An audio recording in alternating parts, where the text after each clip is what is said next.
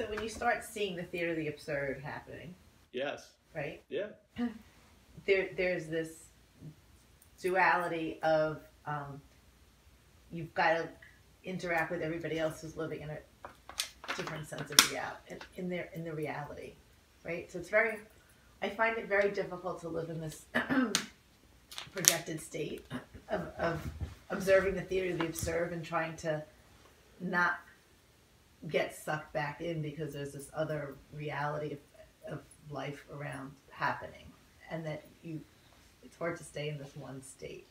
Do you understand what I'm saying? I am, but really you're living in this. You're not living in that. No, that's the fact. You're living here. Right, but you can start seeing. You start seeing that you don't want to get sucked into something. That's not you. That's not you that's saying that. That's the assumed fact, you see? The observer is not you. Right. The observer is in the dreaming. The observer isn't gotten out of, like an amphibian, out of the water of dreaming and is now observing. That's in the dreaming. Ramana has it very well put.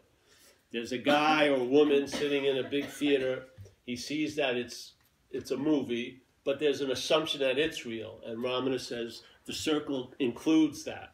So whatever that is with you is included in the dreaming. See, there's that little subtle assumption it's a fact. It's not a fact. It's in the dreaming. So you catch it and catch it and catch it, and it arises wherever you seem to be, yeah? But you're always before it.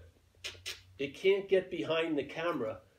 It's in front of the camera. You're behind the camera, what you are. And you know what? The living is in front of the camera. And I'll tell you something. I don't like these things of, I remember there's, people who have big followings, they have a lot of people to keep busy. So they'd have these intensives every week for years.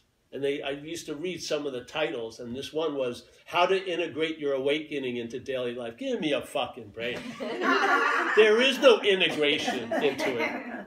One's contextual, one's content. Yes? The context doesn't integrate into the content. It's what's holding all the content. So the living is here. Yeah? And this will have its sway. This is the most influential non-thing. No time at all passes and it can change your whole fucking life. And it doesn't change where it needs maintenance. It's falling apart, it's eroding. No. The maintenance of being is in being itself. Yeah? Yeah, that's the beauty. I'm a slacker at heart, man. That's the beauty of it for me. This is where there's no demand. It's so beautiful. Yes. Yeah. And even the demand and the effort would make it worse. That's so great. So I see, there's a statement in I think the new neuroscience, the observation distorts the observed. Yeah, that's what happens. So, you can't, all right, I'm not going to distort the observed. Yes, you are. That's, the functionality is, it's distorting the observed. That's what we're not before that. We're after it. The idea that you could do something with that's totally hilarious, really. Yeah, you're just an effect of it. You have ways to live. You have skillful means. You do them to keep this somewhat fucking not running off the road and killing 30 people every day. But then, you reach a point of enough, and then let the mind get lifted off of this preoccupation, yeah, to me. And it will be much better for this. That's the beauty of it. When this lifts off, it's the greatest day for this. Because this is not, it can't handle being the center of the universe. It can't handle having so many thoughts surrounding it. It just can't. It's just flip. You look at people now. If you look at a person for 5 minutes, they're flipped out completely, most of them. I mean, I swear to God, if they're sitting there calmly underneath the table, they're like, they're just fucking off. Man, it's just way too much. You're not the center of the universe. This is a utilitarian fucking instrument, in a way, if you want to even call it that.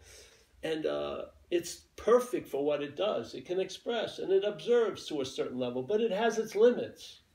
It's not going to go to the moon and maybe go 15 feet. like compassion, empathy, whatever. That's the best it can do. Yeah. Now you can't do no harm, so maybe do less harm. You know, that's just shoot for that.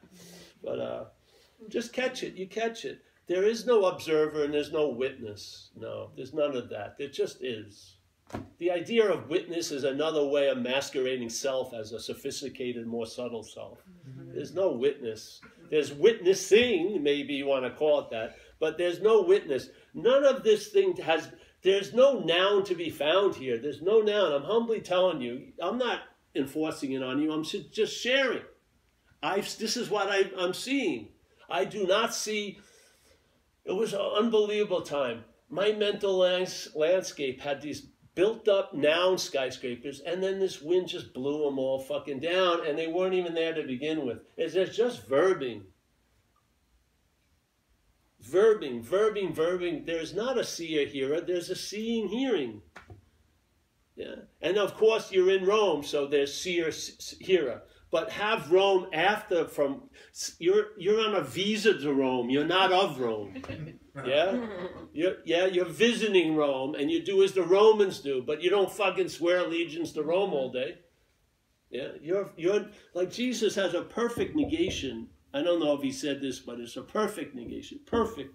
He says, you're in this world, so let's look at what it would be like to be in this world. Well, things, separation, obviously, independent, time. Yeah, so he says you're in it. All right, everyone can feel that. And he says, and yet you're not of it.